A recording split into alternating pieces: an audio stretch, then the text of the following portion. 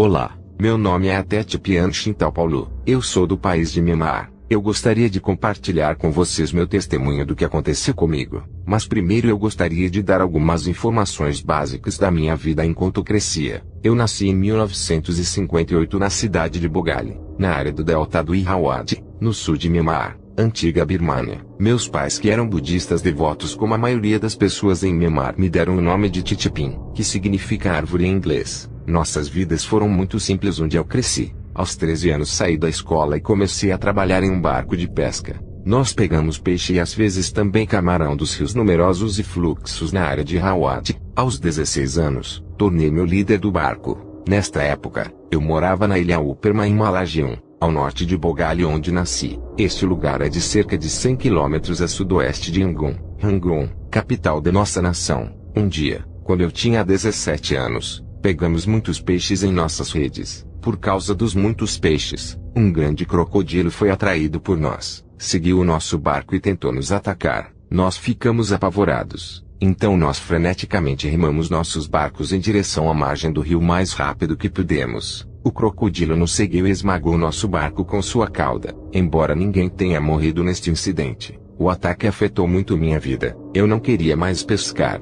Nosso pequeno barco afundou por causa do ataque do crocodilo. Nós tivemos que ir para casa, para nossa aldeia, naquela noite em um barco de passageiros. Não muito tempo depois, os patrões de meu pai o transferiram para Yangon City, anteriormente escrito Rangoon. Aos 18 anos fui enviado a um mosteiro budista para ser um monge noviço. A maioria dos pais em Myanmar tentam enviar seu filho para um monastério budista pelo menos por um tempo, já que é considerado uma grande honra ter um filho servindo dessa maneira. Temos conservado esse costume por muitas centenas de anos. Quando completei 19 anos e 3 meses de idade em 1977, tornei-me um monge normal. O monge sênior do meu mosteiro me deu um novo nome budista, que é o costume em nosso país. Eu era agora chamado de Unatapanita Zinturya. Quando nos tornamos um monge, não usamos mais o nome que nos foi dado no nascimento por nossos pais. O nome do mosteiro em que vivi é chamado Mandalai Kyaikazan Kyaini. O nome do monge sênior chamava-se Usadila Kyarni Kansayadal. Usadila era o seu nome. Ele era o monge budista mais famoso em todo o Myanmar na época.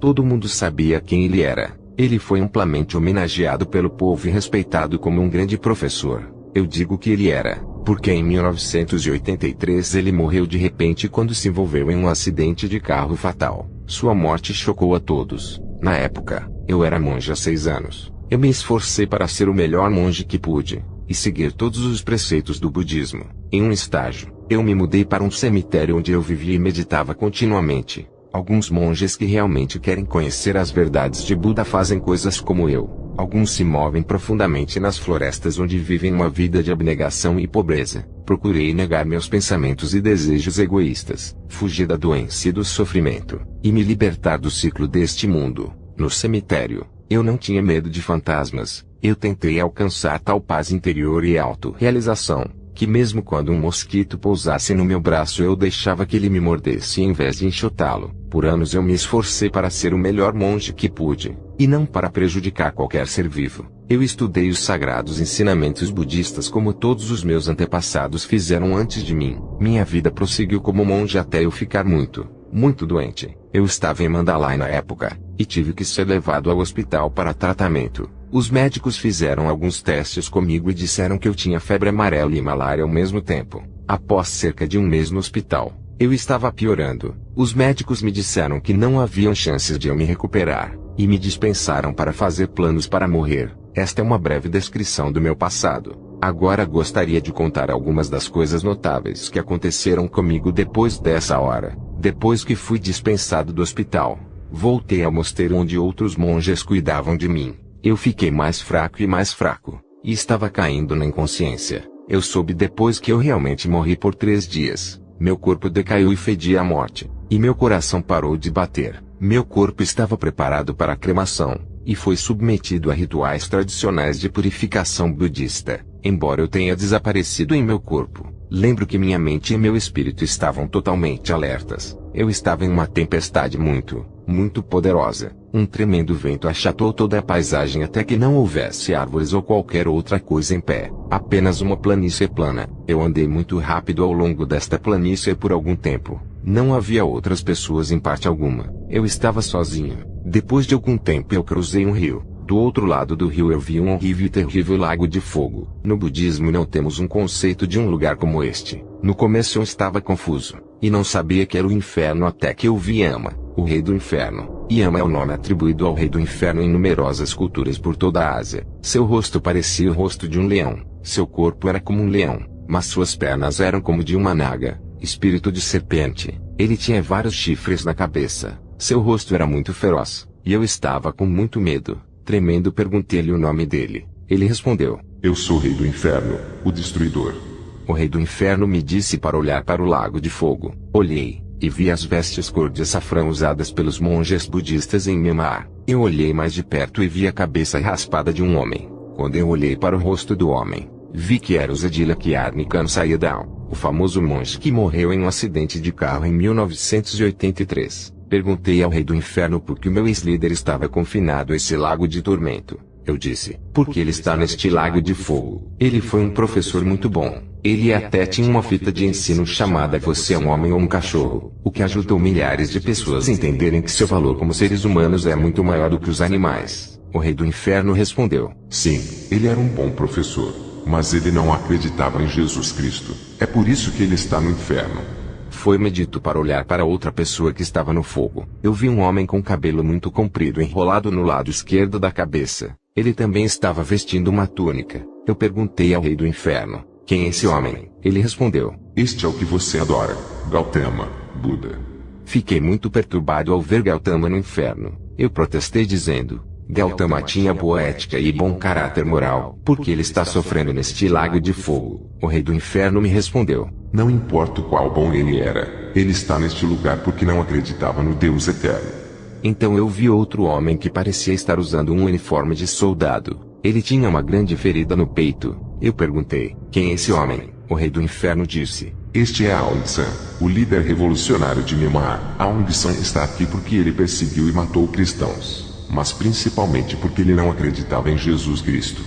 Em Myanmar, as pessoas têm um ditado comum que diz: soldados nunca morrem, eles vivem. Disseram-me que as legiões do inferno têm um ditado que diz: soldados nunca morrem, mas vão para o inferno para sempre. Eu olhei e vi outro homem no lago de fogo. Ele era um homem muito alto e estava vestido com uma armadura militar. Ele também estava segurando uma espada e um escudo. Este homem tinha uma ferida na testa. Esse homem era mais alto do que qualquer pessoa que eu já vi. Ele tinha 6 vezes o comprimento entre o cotovelo de um homem e as pontas de seus dedos quando ele estica o braço para fora, mais uma extensão dos dedos de um homem quando ele estende a mão. O rei do inferno disse: O nome deste homem é Golias. Ele está no inferno porque blasfemou contra o Deus eterno e seu servo Davi. Eu estava confuso porque não sabia quem era Golias ou Davi. O rei do inferno disse: Golias está registrado na Bíblia cristã. Você não o conhece agora, mas quando se tornar cristão você saberá quem ele é. Fui então levado a um lugar onde vi pessoas ricas e pobres se preparando para comer suas refeições à noite. Eu perguntei: quem cozinhou a comida para essas pessoas? O rei do inferno respondeu: Os pobres têm que preparar sua própria comida, mas os ricos arranjam outros para cozinhar para eles.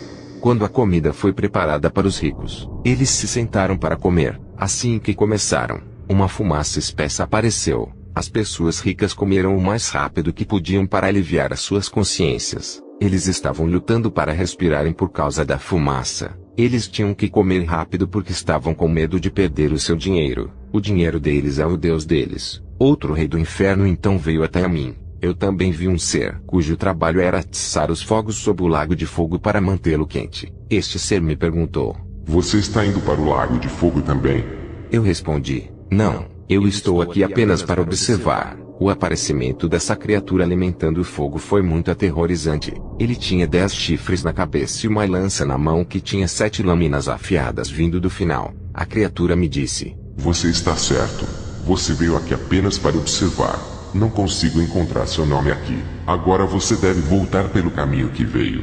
Ele apontou-me para a planície desolada pela qual eu caminhara antes de chegar ao lago de fogo. Eu andei muito tempo até estar sangrando. Eu estava com calor e com muita dor. Finalmente, depois de caminhar por cerca de 3 horas, cheguei a uma estrada larga. Eu caminhei por essa estrada por algum tempo até chegar a uma bifurcação. Uma estrada indo para a esquerda era larga, Uma estrada menor foi para o lado direito. Havia uma placa na bifurcação dizendo que a estrada para a esquerda era para aqueles que não creem no Senhor Jesus Cristo. O caminho menor para a direita era para os crentes em Jesus. Eu estava interessado em ver onde a estrada maior levava. Então comecei a descer. Havia 2 homens andando cerca de 300 metros à frente de mim. Tentei alcançá-los para poder andar com eles, mas não importava o quanto tentasse, não conseguia alcançá-los. Então me virei e voltei para a bifurcação na estrada. Continuei a observar esses 2 homens enquanto eles caminhavam pela estrada longe de mim. Quando chegaram ao fim da estrada, foram esfaqueados de repente. Esses 2 homens gritaram com muita dor.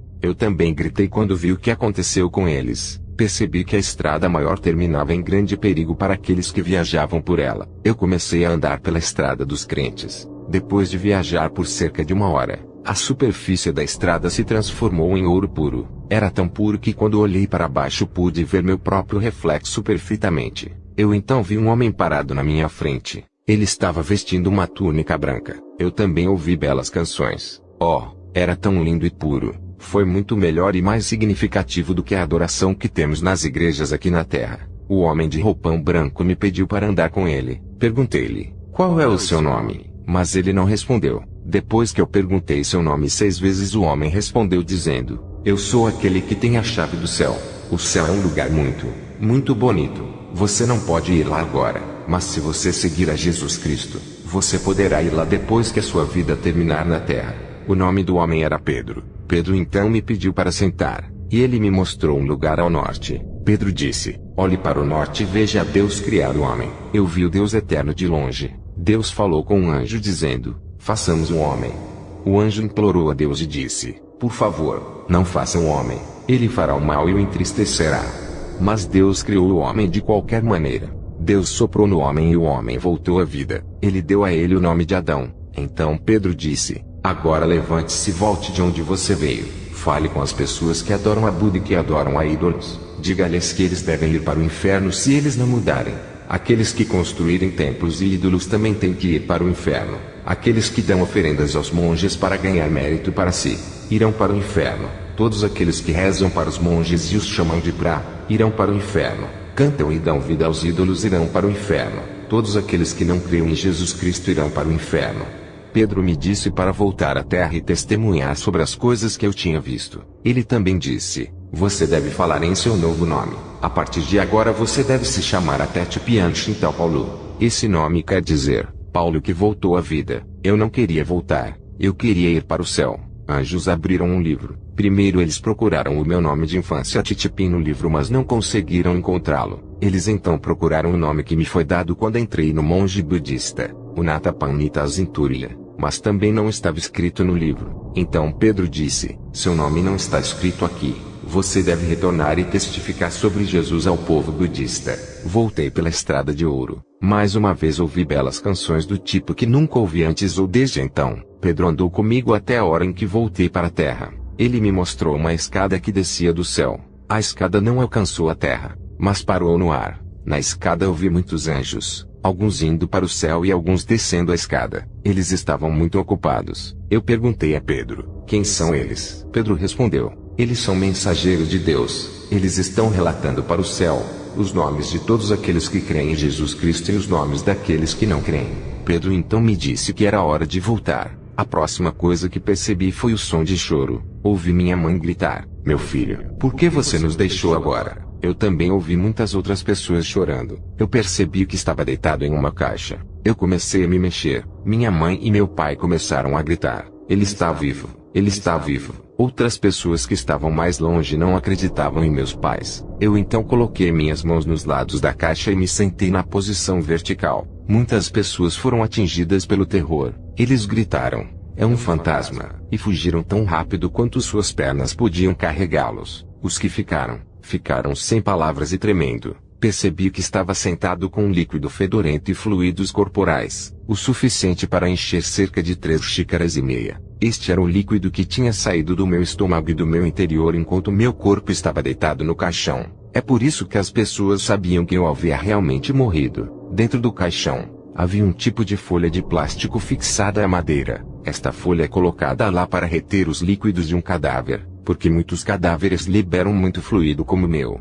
Aprendi mais tarde que estava a poucos momentos de ser queimado nas chamas. Em Myanmar, as pessoas são colocadas em um caixão, a tampa é então pregada e todo o caixão é queimado. Quando voltei à vida, minha mãe e meu pai foram autorizados a olhar para o meu corpo pela última vez. Momentos depois a tampa do meu caixão teria sido fechada, e eu teria sido cremado. Eu imediatamente comecei a explicar as coisas que eu tinha visto e ouvido. As pessoas ficaram surpresas. Eu lhes falei sobre os homens que eu tinha visto no Lago de Fogo, e lhes falei que só os cristãos conhecem a verdade, que nossos antepassados e nós fomos enganados por milhares de anos. Eu disse a eles que tudo que nós acreditamos era uma mentira. As pessoas ficaram admiradas porque sabiam que tipo de monge eu era, e quão zeloso eu tinha sido pelos ensinamentos de Buda. Em Myanmar, quando uma pessoa morre, seu nome e idade são escritos ao lado do caixão. Quando um monge morre, o nome do monge, a idade e o número de anos que ele serviu como monge são escritos do lado do caixão. Eu já tinha sido registrado como morto, mas como você pode ver, agora estou vivo.